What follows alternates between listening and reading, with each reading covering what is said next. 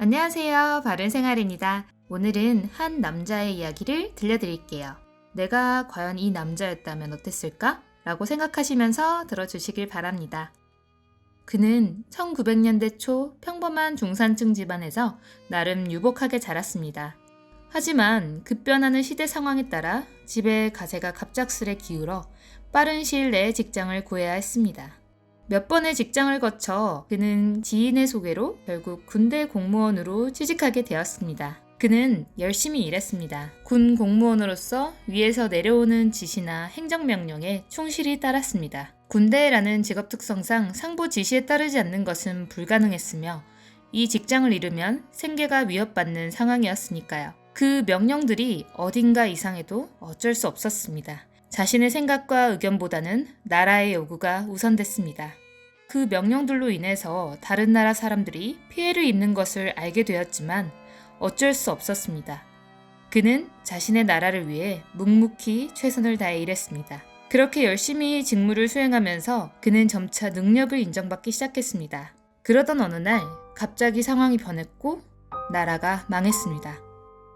최전선에서 열심히 일했던 그는 그 잘못을 책임지는 입장이 되어 재판에 회부되었습니다. 다른 사람들은 그를 원망하고 저주하면서 손가락질했습니다. 하지만 그는 이렇게 변론했습니다. 저는 오로지 행정적 업무를 수행한 것이고 법과 명령을 준수한 공무원에 불과합니다.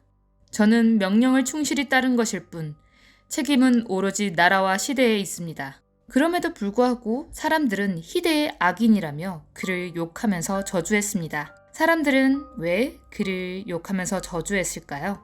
그 이유는 바로 그가 세계 2차 대전 당시 유대인 1100만 명 이상을 학살시킨 홀로코스트의 책임자 아돌프 아이히만이기 때문입니다. 아이히만은 독일 점령하에 유럽 각지에 있는 유대인을 체포하고 수용소로 강제 수송시키는 최종 책임자였는데요. 향후 이 수송된 유대인들이 대학살 당한 사건, 홀로코스트에 아주 중요한 역할을 담당한 전범이었습니다. 아이히만은 전쟁 이후 15년을 도피 끝에 잡혀 재판에 회부되어 이렇게 말합니다. 저는 권한이 거의 없는 배달부에 불과했습니다. 저는 아무것도 한 것이 없고 크건 작건 아돌프 히틀러나 그 외 어떤 상급자의 지시에 아무것도 덧붙이지 않고 성실히 임무를 수행했을 뿐입니다. 소름 돋는 점은 아이히만은 정신과 전문의들의 심리검사에서도 정상인보다 오히려 더 정상이라는 소견까지 나올 정도의 보통 사람이었습니다.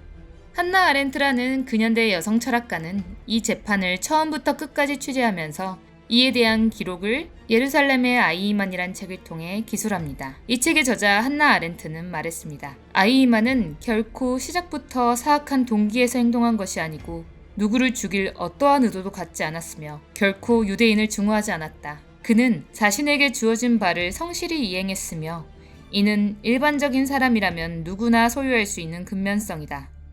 다만 그는 무사유의 상태로서 그것을 행했습니다. 그리고 아렌트는 행동을 사유하지 않고 그대로 따른 무사유가 악한 모습의 실체이며 이것이 바로 누구에게나 있을 수 있는 악의 평범성이라고 말합니다.